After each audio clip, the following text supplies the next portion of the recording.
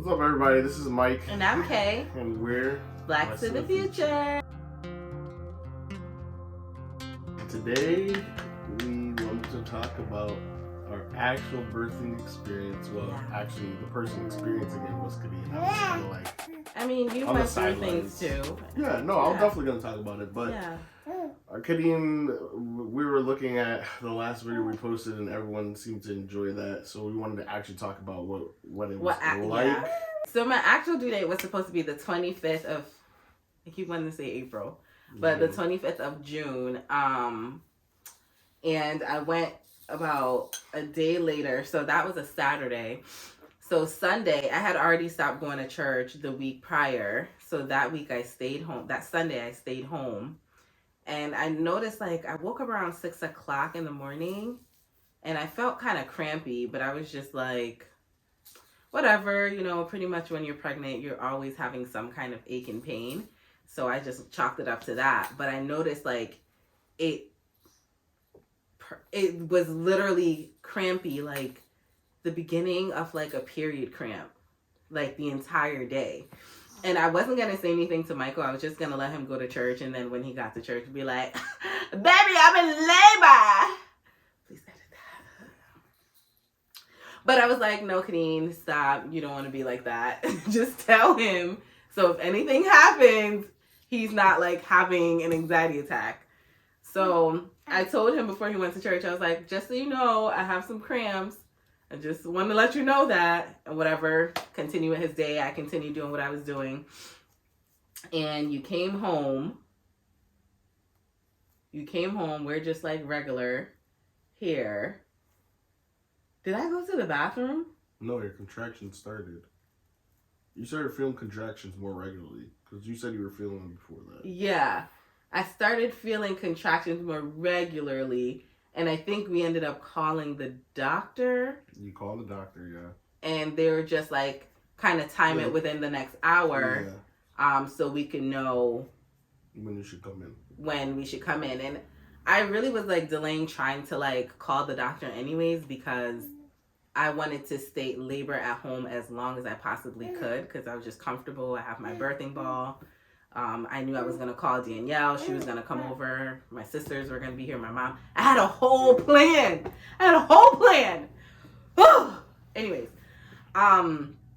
So contractions going. Progressively getting stronger. And then like I had the urge to use the bathroom, like, because you like pee all the time when you're pregnant. So went to the bathroom, I peed, I got up, I looked down, and there's stuff in the toilet. And I was like, huh? I was like, this is weird. And then me and Michael are like Googling stuff, trying to figure out what we're looking at. He's still calm as a cucumber. I'm trying to stay calm. And then, you know, it progressed. And I think we just, I don't know. We thought it was my mucus plug. Yeah. Come to find out it wasn't my mucus plug. Right. And that's when Danielle told us about it. Not yet. I remember using the bathroom again. And then like I stood up and me and Michael were like talking. And I looked at him and I was like, yo. Your water broke? I'm peeing on myself. Like, I didn't have the urge to pee. It was just like coming out. And I was just like, I have to sit on the toilet. But it was just coming out. And I'm just like, okay. So then I used the bathroom again. And that's when I saw something else that was different from the first thing I saw. Come to find out, that was my mucus plug. The first thing we saw was my meconium. Zirconium.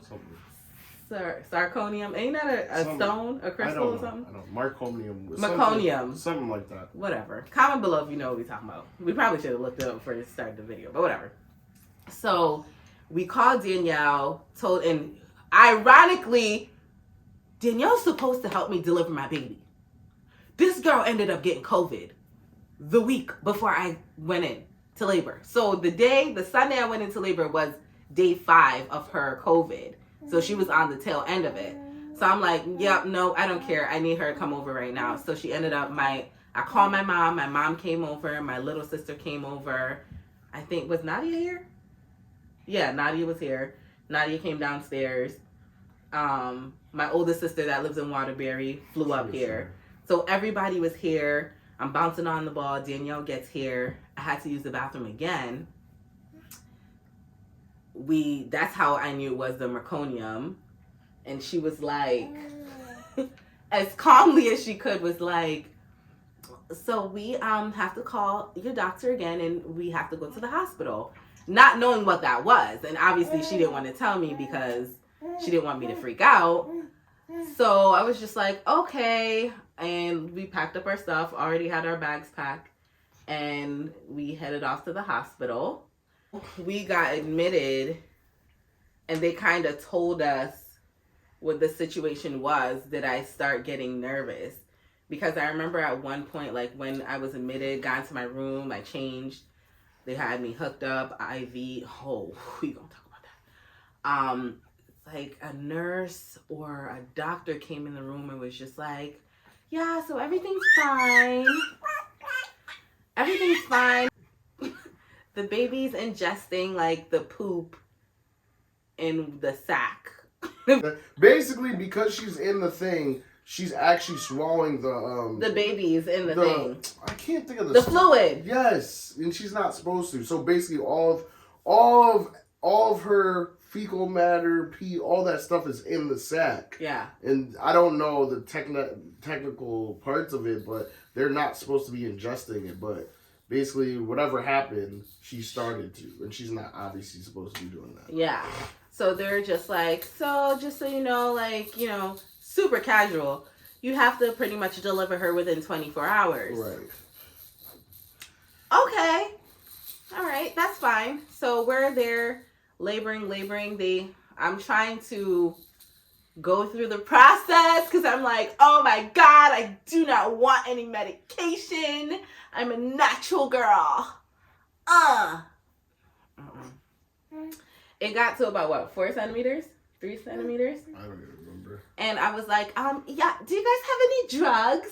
I would like some drugs, please. How didn't you have to do the? They gave me Pitocin. No, but they did more than that. They did. Didn't they do the epidural? Yeah. How was the epidural? How was your experience with the epidural? Tell them. Don't look at me. Why are you looking at me? I'm saying. You're rushing me. No. Okay. Right, I'm sorry. You are, but it's fine. I understand. You were the one pushing a baby out of your body. I'm trying to hit the more the so, emotional. Anyways, okay. I got on the Pitocin. And that was like helping my labor go along. Contractions got stronger, and it got to a point where I was just like, yeah, no, I need drugs right now. Please. So they ended up coming in. The Pitocin actually kept making me like throw up, which was very interesting to me. I don't think it was just the Pitocin. Oh yeah, they were giving me a bunch of meds. They said because of all the medication, sometimes the reaction you get is that you will throw up because your system's just being flooded with like a bunch of stuff. Yeah. No one ever told me that because I absolutely hate throwing up. Yeah. So Kim threw up like 3 times. It was disgusting. I think she thought it was worse than it was. Like, don't get me wrong, it wasn't like. Michael, my clothes was saturated. But what I'm saying, babe, is it wasn't as bad as I'm making it out. You were drugged up. You were like, oh my God. And I'm like, babe, it's okay. Like, this is part of the experience. It's funny because I was so embarrassed because I was like, Michael's watching me throw up. She's like, I'm sorry. We're like, why are you apologizing? You're trying to give birth. Like, it's okay. It's so funny. So they ended up having the whatever person come in to give me the epidural, which because I wasn't psychologically prepared for that, I didn't have any emotions or feelings towards it. I was just like, I just don't want to be in pain anymore. So they gave me the epidural. I thought Michael was still going to be able to stay in the room. They actually took him out the room, and I was just like, y'all just trying to kill me up in here. Like, I don't know what was going on. Gave me the epidural. He came back in. They kept checking me. Somehow, at like 5 centimeters, my uterus was like, no more, ma'am. We can't do this anymore. So I pretty much stopped contracting at 5 centimeters, right? Yes. And they kept coming in and like, we just want to give you all your options. Cesarean might be one. And they talked about like, you know, all the pros and cons of that. They're like, we just want to get baby out safely. And I'm just like, what was that? It was, you stopped. No, because it was like two things interacting. It was partly because she wasn't Kenzie, here you go. She wasn't rotating the way she should. Yes. And then they try to give you something, I think, to like induce you more. Yeah. But she wasn't moving. Right. And then her heart rate was dropping. So it was a lot of things going, and they basically were at a point where they were just like, yeah, this baby doesn't want to come and it doesn't want to move. So, but she has to come out. Yeah. So they were like, hey, we have to do a C-section. So she wasn't breech. She was turned the right way. She was head down, but she was face first instead of feet first. She was face first. Like her face would have came out first. Yeah, she was face down. Yeah, she was face down instead when she needed to be up like this. Yeah. So I mean, they gave me a bowling pin, a peanut ball. Like they were like telling her switch sides. They were doing all sorts of stuff. They were massaging me. They were doing all sorts of things. And Mackenzie was like, I don't want to come. Leave me alone. Yeah. Then the doctor came in at 3:00 and was just like, 3:00? yes, sir, ma'am. It was just such a weird long night. No, it wasn't 3:00. I don't think it was 3. It was 3 because 3 p.m. Yes. 3 p.m. That's what I'm thinking. You're saying 3 the next day. Yeah. The Monday. Yes. And was just like, so just and literally the night before, the Saturday night before we went to bed, I wrote out my birth plan, all this stuff. Like I can be very organized, so I was like, Michael, under no circumstances. Yeah. Do you let these people give me a C-section? Yeah. None. Yeah. And I was like, do you understand me? And Michael's just like, yes, you crazy lady, I understand. They came in the room, they were like, Kadeen, I'm so sorry, but we need to do what's best for you and the baby, and we have to give you a C-section because she's not coming out, and we have to deliver this baby. All I remember was the lady saying, the C-section, we have to deliver this baby. I went cold. I thought I died. I don't know what I expected, but I was just like, this is the worst thing you could ever say to me. Like, I wanted a vaginal birth. This is what I want. And I just went blank. And then after that, I don't know what happened until they wheeled me into the operation room. Is it operation room? Yeah. And then I guess Michael, whatever was happening with Michael on his side. What do you mean? I think Danielle ended up coming. So, okay, we'll just stop you there before we get to that part. So, yeah, first of all, as a man going through the experience, it's very, like, nerve-wracking.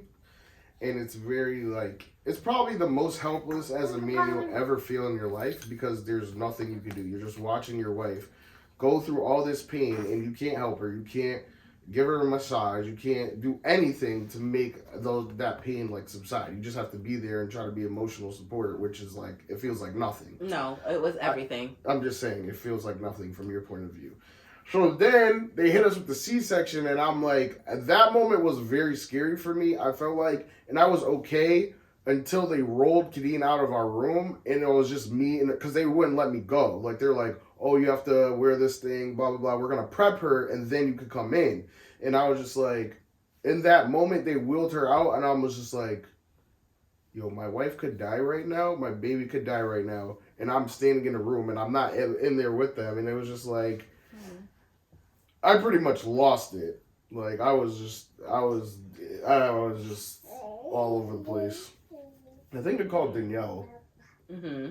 Did I call Danielle? Yeah, and then I think you told my parents and your parents. Yeah. And Danielle helped me calm down a little bit, but I wasn't good. That was probably the scariest moment when it was you just standing in the room and you're like, what's about to happen? So anyways, Kadeen gets rolled in there. And when I get in there, they have the sheet up, and Kadeen's just there, like, and I was like, I mean, I was pretty conscious of what was happening. You're conscious, but I can tell you're drugged up. I wasn't that drugged. I was conscious. I was in shock. But what I'm telling you is you I was so calm because I was so afraid. But babe, what I'm trying to tell you is as the person not drugged up, you're more drugged up than you realize. That's all I'm saying. Because you were looking, because I'm literally, I just bawled my eyes out, like, all this. And Kadeen's just like, Kadeen's like, you alright? Everything good? You good? I'm like, yeah, babe, I'm fine. I'm fine. She's like, are you crying? I'm like, no, I'm not crying. She's like, okay. I'm like, I am crying. What do you mean? Okay, so basically he lied. Yeah, I lied because I didn't want to freak you out. That's why. Okay, I get that. Yeah, because you're like, are you okay? But I'm like, yeah, I'm fine. Like, but I'm laughing in my head a little bit because I'm like, how does she not know? I'm like, this chick's drugged up. Because normally you'd be like, what's wrong with you? Like, you wouldn't. And you had a mask on, so I didn't understand that. Like, now. I couldn't. The cues I wasn't getting because I was just like, you look can't weird, really. Yeah, that's a good point. Because in the pictures you could see, you could only really see my eyes. Yeah. So I'm just laying there, but like. Still drugged up, though. And I'm like asking him questions like, are you scared? And he's just like, no, it's gonna be fine. Da da da da da. Meanwhile, I'm like freaking out so much. I literally start shaking. Yeah, but I think you were cold. Like, yeah, it was cold. Yeah. It was a lot. There's a lot of things happening. Like, I can hear them working, and I'm just like, yo, this is like... Mind you, this whole like time, we still don't know what the baby is. Yeah. So there's that anxiety, like... They pull the baby out, and, like, I don't hear anything, and I'm thinking... That's the other part. I'm like, so they're there, whatever. They're doing all this stuff. I'm like, yeah, I can feel that. Like, I can't feel the pain, but I can feel like they're doing something to my body. Because you told me that after. You were like, oh, I can feel pressure. Yeah, that's all I felt was, like, pressure in my abdominal area. And then then they take the baby out. Mm-hmm. It's quiet. Yeah. And I'm like, still nothing. Like, I was so uncomfortably calm that I was scaring myself. Yeah. So I was just like, but it's because I was actually terrified. Yeah. And I don't know what they did. She starts crying. Yeah. And then they're like, it's a girl. Yeah. And Michael and I look at each other like, what? And they're like, it's a girl. We're like, oh. No, we weren't like, oh. Yes, we were. No. We both said, oh. No, we didn't. Yes, we did. We were both crying. I remember. You don't remember. You're drugged up. I remember. They said it was a girl. We were like, oh my God. It's a girl. Yes. That didn't happen. Babe, I remember. Okay. Trust me, I remember. I do remember us crying. We were both crying like, oh my God. I didn't cry until they brought her over. Then they brought her over. They brought her over and Michael was they showed me her face and that's when we started crying. Well, I started crying. Yeah, I was crying the whole time. And and then they handed the baby to Michael. Yeah. Hence the pictures you see or saw. They handed the baby to Michael, so Michael was holding her, and I was just like, he had her head by my head, and I was just like, yeah, we're just like, what the heck is going on? What the heck just happened, bro? Yeah. This is crazy. But then it was still not really over because they took the baby.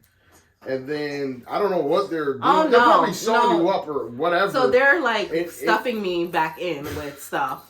Must be extra fat because some of this baby weight I can't get off. You're ridiculous. So No. You gonna go or I'm gonna go? Yeah, because you're over here shivering and like, and I'm talking to her and it's like, she's like, huh? Like, she's going in and out and I'm freaking out like, yo, is she alright? Yes, like, yeah, they're fine. They're fine. No, is she alright? Like, what's going on? Why is she losing? And they're like, oh, don't worry about it. She's tired. I don't know what they said, but basically like the anesthesia. They're like, it's normal for somebody to go to sleep afterwards, and I'm like, I don't know, guys. This don't seem right. Something about this don't seem all right. I remember was like, and then they actually didn't tell you to count down too. I think at one point was that in there when they were like, oh, count down from. Yeah, they did. They told Kadeen. I don't know if they hit you with the anesthesia because they were like, count down from 10, and you got to like 8, and you were gone. So you were there for that part. Yeah. And then at some point I left. I wasn't there the whole time. Because I remember looking at Michael and I was just like, you know, like in TV shows how like somebody's about to black out, like go into OR and they're like blinking and you see the black. That's literally verbatim what it was like. Yeah. That's and I was just like, And then next thing I knew, it was just like all black. And then I woke up and they were like, "You're all done." And I was like, what kind of magic trick is this? Like, it was so weird. Yeah, then I think like they transferred me over to the bed. Mm-hmm. And I have no idea where the baby came from. They literally were like, so I had the baby, and I just remember just looking at her like, it's not my baby. Is this my baby? Like, it was the most surreal experience of my life. Yeah, it was very, like, that first couple of days was very, very surreal. The next day, I was up, like, because I remember them saying, like, you know, you have to, like, kind of start walking around a little bit. They were going to, like, take me on a walk or something like that. But I got up to just kind of, like, wash my face, brush my teeth, like, wash my hands and stuff, use the bathroom. And I was doing something, and one of the nurses came in to give me some meds, and she was just like, "Oh, you're up." And I was just like, "Yeah, you guys told me I'm going to need to, like, start getting up and stuff." And she was just like, "Yeah, but we didn't expect you to be up already." And I was just like, huh. And I think she saw the look on my face, and she was like, "Oh, they didn't tell you?" I was like, "Tell me what?" They're like, "Yeah, so you lost a lot of blood." A lot of blood after they took her out, after they did they took her out. And I was just like, huh, did I? She's like, yeah, she told me exactly how much blood I lost, and she was just like, yeah, you were close to getting a transfusion. Okay. Michael!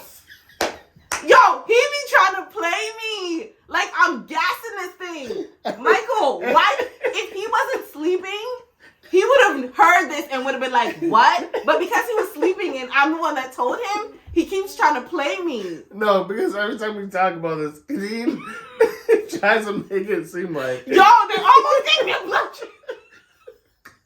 She always tried to make it seem like she was on death's door like, oh my God, Michael, I told you something was wrong. I lost so much blood. But like, I don't need him to agree with me because I was there. I'm the one that went like this.